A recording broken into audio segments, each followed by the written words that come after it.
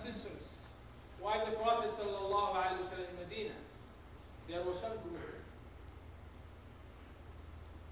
When they see the Prophet sallallahu alaihi wasallam, they used to backbite him sallallahu alaihi wasallam. One time there was the leader of Munafiqun. His name was Abdullah ibn Ubay. Abdullah ibn Ubay was sitting with other groups, people of Jews and Mushrikun and some of Arabs.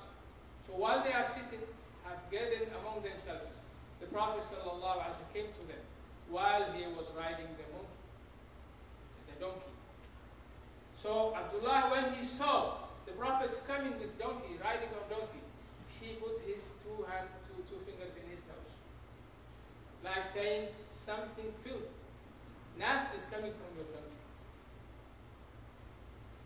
What the Prophet did, sallallahu alaihi wasallam, he came and he spoke to them about Allah subhanahu wa ta'ala and the greatness of subhanahu wa ta'ala. Then Abdullah said, "Oh man, if what you are saying is true, stay where you come from. Don't come to us. We don't need you anymore." There were some of the believers among them. One of them was Abdullah ibn Zubayr. He stood up and said, "Ya Rasulullah, say what you want to say. We like to hear." And they started almost to fight. The Prophet said, "Be calm, be calm." And then he left, sallallahu alaihi wasallam.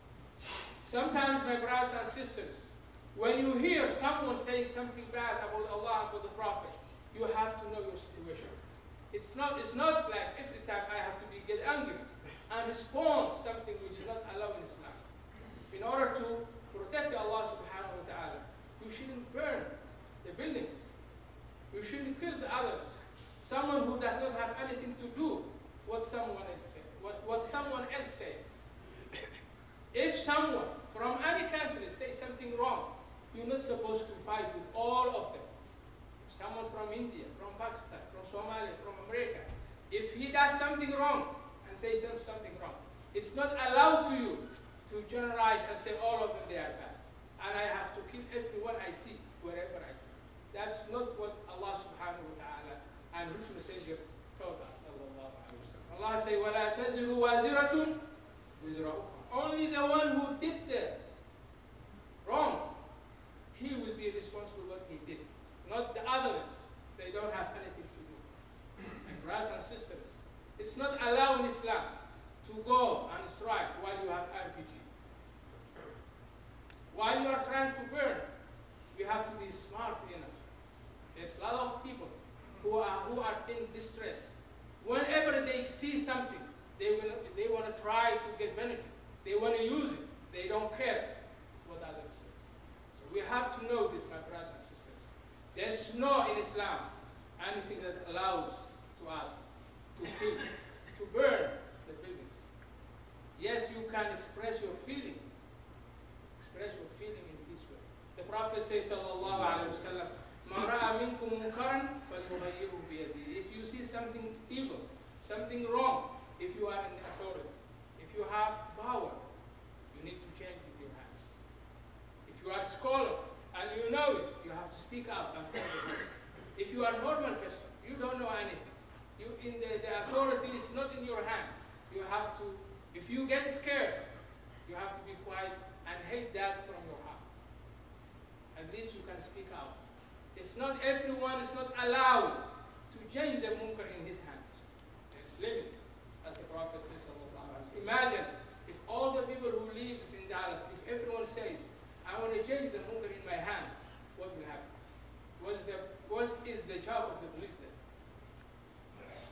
There's some people who are being authorized to change the munkar in their hands, my brothers and sisters.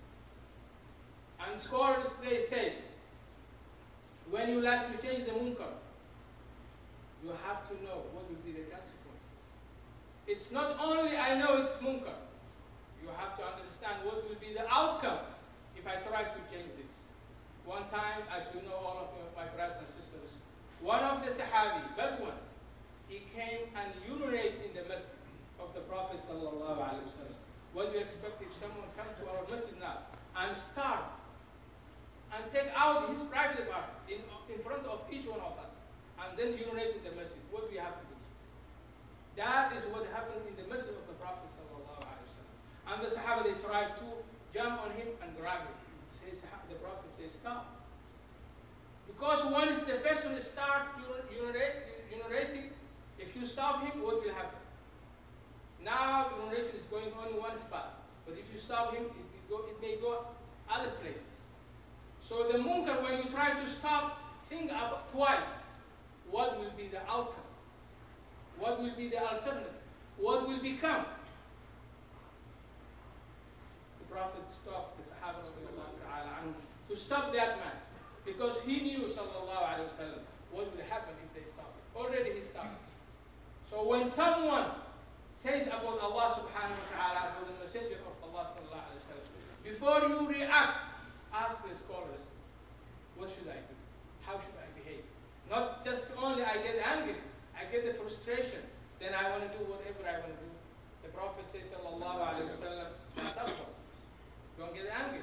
It means we get angry. When you are in so anger, do not, sallallahu alayhi wa sallam, do not respond, do not do any actions, because you are out of mind.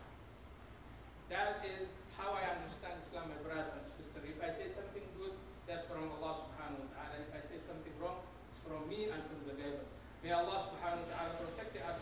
May Allah subhanahu wa ta'ala help those who are trying to help the Prophet and his messenger sallallahu alayhi wa sallam. Inna Allah wa